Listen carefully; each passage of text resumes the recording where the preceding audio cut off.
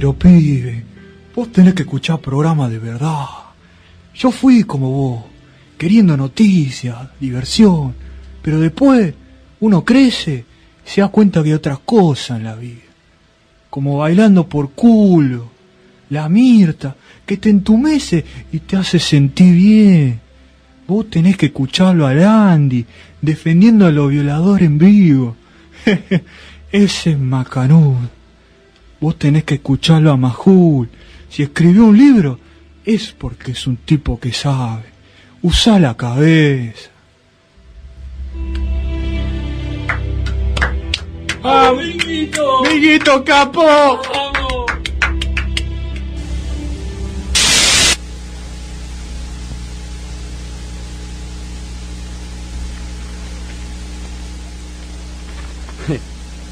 Ubiquémonos en mediados de los 70, la ciudad de Nueva York explota en lo que es la música disco.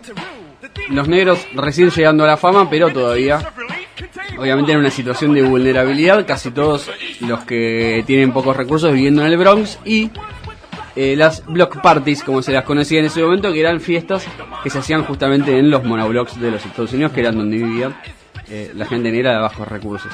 En ese lugar, en esas block parties, es donde nació lo que nosotros hoy conocemos como hip hop, más precisamente con dos DJs en particular que pasaban música pinchada de géneros populares de la música negra, como podían ser el funk, el soul, incluso el blues o el disco, que eran DJ Kool Herc y DJ Grandmaster Flash.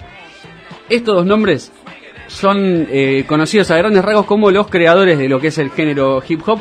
Eran dos DJs que justamente pasaban música, que pinchaban canciones populares estadounidenses y que eran acompañados por maestros de ceremonia, que quizá al principio no eran tan habituales, pero que con el tiempo empezaron a aparecer cada vez más, que estaban ahí para animar la fiesta, básicamente. Claro. Ellos repetían rimas fáciles de acordarse y sin demasiado contenido, que por lo general no tenía más de 4 o 3 frases, y iban levantando las fiestas. Este punto en particular es el nacimiento del hip hop, que empieza como, digamos, en fiestas, y empieza con gente que lo disfruta y que lo baila y demás, pero que empieza a tener su aparición masiva con la aparición justamente de las primeras bandas de hip hop rap. Cuando estos DJs se cansan de tocar en fiestas y se dan cuenta que lo que están haciendo alcanza como para un poco más, empiezan a generar las primeras agrupaciones. Se conoce justamente a la banda de Kool Herc y los Hercules como la primera banda de rap de la historia, algo que es inchequeable igual porque había muchos artistas o muchos DJs en ese momento que tocaban en la escena de Nueva York, y muchos tocaban como grupo, pero sí, no llegaban a grabar o no se hicieron tan conocidos, digamos, en el boca a boca. Sí, Kool Herc y Grandmaster Flash eran los más conocidos, digamos, por lo menos los que más iba a ver la gente. Hasta principios de los 80 esto va de esta manera, con DJs que van tocando en fiestas y los MCs que acompañan. Aparecen también los Beat Boys, que son los chicos que bailan en la pista, digamos, y la cultura del graffiti, que también tienen que ver con el hip hop, pero que no tiene tanto que ver con el género musical, sino más con la cultura, que bueno, obviamente estaba muy entrelazada. A principios de los 80 es cuando arranca lo posta. Se empieza a armar una especie de guerra interna interesante en el género entre los DJs que ya no bancaban más el disco y que pensaban que el disco era música de negros chetos y se lo querían sacar de encima, y los DJs que pensaban que el disco era la música que estaba de moda y que había que seguir pinchando sobre el disco. Entonces se generan dos vertientes: la más propensa al disco, liderada o teniendo como referente, o uno de sus máximos referentes, a DJ Hollywood, que era un MC y DJ que sobre música, sobre bases de disco rapeaba, y la banda de Grandmaster Flash, que eran los Furious Five, que es lo que estamos escuchando ahora, que aunque tenga cierta connotación disco o pop, como lo conocemos ahora, como más alegre o más bailable, utilizaba ritmos de funk para sus temas, y no temas de disco. Todo esto pasa en Nueva York, donde la escena empieza a crecer, pero no termina de explotar del todo, digamos, y empieza a llevarse hacia otros lugares. Aparecen en Atlanta algunas bandas, aparecen en Nueva Orleans otras bandas también, pero obviamente, como todos sabemos, lo importante termina siendo cuando el género llega a la otra costa. Estábamos en la costa este, en Nueva York, nos vamos a la costa oeste, a Los Ángeles, California, y ahí es donde termina de explotar todo. Varios DJs que tocaban en fiestas también, pero que estaban más ligados a la electrónica, se empiezan a enterar de que esto está pasando en Nueva York y empiezan a decir, bueno, podemos imitarlo. Y ahí es donde llegamos a lo que estamos escuchando ahora. Los NWA. Antes de ellos ya habían aparecido los Beastie Boys, ya había aparecido Run DMC. Había muchas bandas que empezaban a poner el género mucho más arriba en los charts. Bueno, Run DMC tiene un tema con Aerosmith. Los Beastie Boys tienen una relación muy, muy cercana con el punk o con el rock, o con el hard rock, que era la música que estaba de moda en los 80. Pero seguía faltándole a las letras de hip hop cierta representatividad. Los 80 son una época, claro, seguían siendo medio boludos, por decirlo de alguna manera. Sí, como más de autoalabarse, qué sé yo, y de fiesta, digamos. Como, exacto, sí, muy fiestero. Esa era la temática, digamos. Muy fiestero, como fueron los raperos de los 2000, como Kanye West, por ejemplo, y demás. La cuestión es que en los 80 recrudece mucho lo que es la situación social en Estados Unidos. Hay una crisis económica muy fuerte que golpea, obviamente, como siempre, cualquier crisis económica, a los sectores más bajos. El Bronx, Compton y otras ciudades de negros en los distintos barrios bajos de las ciudades más grandes de Estados Unidos se ven muy cruzados por esto, y ahí es cuando nace el rap con conciencia, si se quiere, o el rap que denuncia cosas. Y claro, ahí es donde nace un mensaje más como social. Sí, mucho más social, al punto de la aparición de los NWA, los Niggas with Attitude, los negros con actitud, por decirlo muy en criollo, que es una banda muy interesante que genera un revuelo tal que el rap termina haciéndose mundial. Justamente lo que estamos escuchando es Fuck the Police, canción que está en Straight Outta Compton, que es su primer disco, es una de las obras más conocidas del género, que generó tal revuelo por su letra, que básicamente hablaba de hacer mierda a la policía porque la policía los estaba haciendo mierda a ellos, que terminó en una suspensión de un show en Detroit y disturbios durante 2 semanas en esa ciudad, porque los NWA habían ido a tocar ahí, les habían pedido que no toquen esa canción. La tocaron. Pedido es decirlo bien, porque en realidad la policía subió al escenario y dijo, ustedes no tocan esa canción, y los pibes lo hicieron igual porque claramente les chupaba todo un huevo.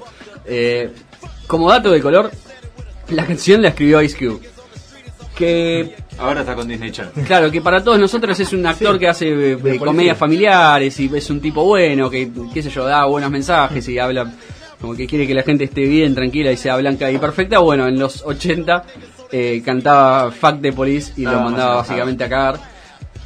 Que es interesante también porque los NWA son los que inventan lo que nosotros conocemos como el rap más tradicional, que es el gangsta rap, que es el rap relacionado a las gangs de las distintas ciudades de los Estados Unidos. Hay dos que son las predominantes, las pandillas de allá. Son Crips y Blood. Exactamente.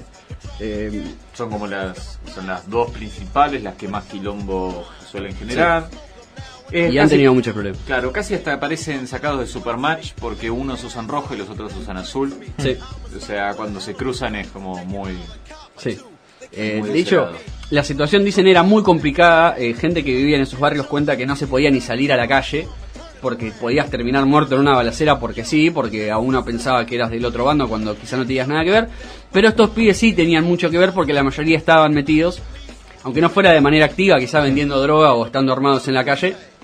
Si eran amigos de los pibes de las pandillas, los conocían y cierto lazo tenían. Decimos que los Niggas with Attitude son importantes no solo por el hecho en sí mismo de la banda y lo que generaron, sino por un nombre que se desprende de esta banda. Es Dr. Dre. Sí. Es un artista muy reconocido de Compton que es parte de los NWA, que se separa. Nadie sabe bien por qué, si es porque el proyecto se termina o porque él empieza a querer algo más, pero es también el que empieza a sacar artistas que él veía en los distintos barrios, como puede ser, por ejemplo, Snoop Dogg, que es uno de los alfiles, si quiere, de Dr. Dre, y mucho más adelante en el tiempo Kendrick Lamar también. Es un pibe que sale porque Dr. Dre lo encuentra, lo produce y le dice, vos tendrás que estar haciendo rap. Sí, se ha desarrollado mucho también como productor y todos sus temas a lo largo del tiempo fueron como la característica principal es la producción, digamos, como un tipo encargado en buscar talentos y en producir buenos temas, ¿no? Exactamente. En los 90 es cuando se va toda la mierda, básicamente porque esto del gangsta rap se les va de las manos, aparecen Tupac y B.I.G. como los referentes de la costa oeste y la costa este respectivamente, terminan los dos muertos. Empieza a haber quilombo interno, tengamos en cuenta que NWA se separa, claro. Y sí, que es justamente el que está cantando de fondo, que era realmente de todos el más bravo, hace un tema donde básicamente prende fuego a todo lo que es sus ex compañeros de NWA. Por otro lado, tal vez Public Enemy en algún momento perdió un poco de credibilidad. Aclaramos, Public Enemy es también del 82 en Nueva York, o sea, también viene de ese rap con conciencia, los famosos Fight the Power. Exacto. Miedo al Planeta Negro, que es uno de los discos. Pero bueno, justamente son también, creo que la colaboración con Aerosmith les cuesta un poco de credibilidad, ¿viste? También es el famoso dúo de Chuck D y Flavor Flav, mejor conocido como el negro que usa el reloj gigante, que en algún momento habré visto en mi vida. Sí. Pero sí, a ver, después hubo como un cambio de poder, ¿viste? Un cambio de gente. Sí, en los 90 aparecen esto, de Tupac Shakur y B.I.G., que son quizá los más grandes referentes del género, o los más conocidos, porque es justamente también la época en la que el rap pasa a ser algo completamente comercial. Sí. En las publicidades hay canciones de rap, en las películas hay canciones de rap, los raperos son famosos, estrellas, aparecen en la tele, se codean con la fama. Eso termina mal. No se sabe bien en realidad cómo terminan muriendo ambos, sí se sabe que los dos mueren en balaceras. Se dice que uno mandó a matar al otro y que en represalia mataron al otro, pero es algo que no está confirmado y de hecho muchos documentales de los últimos años lo niegan rotundamente. La cuestión es que en los 90 termina de explotar todo, en los 2000, bueno, aparece Eminem y otros raperos, pero ese también es el momento de mayor decadencia del género, porque se empieza a perder esto de el palpar la realidad que tenían las bandas de los 80 y empiezan a ser tan famosos y tan estrellas que empiezan a, digamos, retroceder en el tiempo al rap de los mediados de los 70, en lo que todo era fiesta y se cagaban de risa, pero la realidad es que el contenido es nulo. Uno de los temas más conocidos de Tupac Shakur, que es California Love, creo que es uno de los temas más comerciales del rap que hay, y es uno de los temas que tal vez más alejados está de que es ese en los 90 aparece MC Hammer, por ejemplo. O sea, aparecen raperos que solo se dedican al término comercial, digamos. Aparecen los Outkast, que también tienen mucho más que ver con la experimentación del género que con el rap crudo. Género que parecía que estaba a punto de morir, aunque por lo menos iba a quedar en el olvido, hasta que se empezó a entrelazar de vuelta con el pop. Se empezó a entrelazar de vuelta con el funk, con el R&B. Aparecieron algunos referentes como Kendrick Lamar, ahora como Chance the Rapper, o Run the Jewels es una de las más recientes, o Anderson .Paak, que son gente que es joven, no pasa los 30 años, tiene menos de 10 años de carrera y están reensalzando el género. En cuenta que justamente el ser un género que tal vez está tan arraigado, o sea, si bien es un género que hoy en día ya es global y se puede hacer en todos lados y que tenemos raperos latinos, tenemos raperos europeos, tenemos raperos en todos lados. Bueno, en Latinoamérica hay un movimiento muy grande, en España por eso, también. Aún así, me parece que Estados Unidos, esto es ya de una opinión personal, Estados Unidos es un país en el que todavía se encuentra en una situación sociocultural en la que el rap todavía puede mantenerse relevante y puede volver a tener como el significado que tuvo el rap en los 80s, 90s cuando era algo social. Si bien hoy en día los dos estilos de rap existen y coexisten, el rap comercial y tal vez el rap un poco más social, el rap social de a poco está volviendo a tener como un poco, está volviendo a tener peso e importancia. Kendrick Lamar es uno de los referentes de ese estilo, aunque que también sabe fusionar ambos. Chance the Rapper, que es el que también está, que es proveniente de Chicago, que es una ciudad que, si bien es divina, tiene algunos problemas raciales y de violencia medio bravos. Ninguno no lo tiene, ninguno no lo tiene. Run the Jewels está sabiendo fusionarse bastante bien. Tienen a un músico, uno de los dos raperos, Killer Mike, es demócrata, anti-Trump, amigo de Bernie Sanders, y la verdad es que es como que es uno de los como referentes de lo que es el sanderenismo en Estados Unidos. Pero sí, o sea, si bien por un momento desapareció porque las cosas parecían relativamente calmas, así entre comillas, ahora que la cacerola está explotando de nuevo, esto también está explotando de nuevo. Pasa que sí, es como que la línea entre lo que es comercial y político es muy delgada. hay muchas situaciones difusas, ¿viste? ¿Cómo? Hay que explorarlo y hay que mirarlo. Ojo, el tema no es la comercialización del rap, sino lo que se dice. Claro, es porque, eso es digamos, Public Enemy era comercial, NW era una banda comercial, se vendía. Los Parent Advisory aparecieron en los discos por culpa de estas bandas, lo que quiere decir que se vendían y se vendían mucho, digamos. Eran bandas que estaban en lo comercial, porque ya no eran bandas under hace mucho tiempo, pero sí tenían denuncia, mucha denuncia. Cosa que se fue perdiendo con el tiempo porque los raperos fueron fueron ganando tanto prestigio, tanto dinero, se fueron alejando, lo que acá en Argentina se conocería como irse del barrio, que allá también pasa, y se termina perdiendo cierto contacto. Lo que sí, el rap hoy por hoy goza de muy buena salud, por suerte. Hay muchos referentes no solo en los Estados Unidos, digamos. Yo me enfoco en Estados Unidos porque es donde lo inventaron y es donde quizás mejor se hace, pero en España hay una movida de rap que es muy buena. En Latinoamérica, quizás no tanto en Argentina, pero sí en Venezuela, en Uruguay, en Chile o incluso en países del Caribe, hay una movida de rap que es muy interesante y nunca está de más investigar un poco. Quizá con todos los nombres que les tiramos la gente pueda escuchar un poco más de... Yo voy a hacer una pequeña recomendación si están interesados en lo que es actual y social. Recomiendo de Run the Jewels, Close Your Eyes and Count to Fuck. Cierran los ojos y cuenten hasta la mierda. El videoclip es terrible porque es un joven negro peleando con un policía blanco. Y la canción, entre tantas líneas que tira, dice: nosotros los matamos para protestar porque ellos nos matan porque están aburridos. ¿Viste? Así que me parece uno de los temas más interesantes de lo que es la parte social de Run the Jewels. Explórenlos. ¿John, vos alguna recomendación? No, bueno, después de todo lo que nombramos, si les interesa el género en sí y la historia, recomiendo que busquen en Netflix el documental Hip Hop Evolution. Son 4 capítulos. No es muy largo y la verdad que está muy bien explicado. Muchas notas, casi todos los personajes que nombramos y más inclusive, que quedan afuera porque si no mucha gente para explicar quiénes son, están ahí, cuentan cómo fue. El documental no llega hasta bueno, la separación de NWA, pero por lo menos queda bastante claro el inicio del género y todas estas cuestiones internas de las bandas y demás. Perfecto. Dicho todo esto, sí, señor. Siendo las 4:10. Sí, nos pasamos un poco de tiempo, pero todo para su satisfacción, señora que está del otro lado. Muy interesada. Seguro que sí, ¿cómo que no? Hay señoras a las que les gusta el rap, me imagino. Yo quiero una señora rapera. Nosotros nos despedimos hasta la semana que viene a partir de las 3 de la tarde. Noticias Descafeinadas.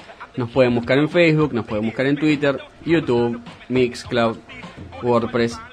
Tenemos de todo para su satisfacción. No sé, ¿algo más que quieran decir? ¿Un saludo a alguien? ¿Quieren mandar a alguien a cagar? No. Un saludito a todos, en general. Besitos. Nos vemos. I'm chopping it all over like an almond joy. Bow-legged cool brother, and you will agree. On top of the world for the ladies to see. Don't it hit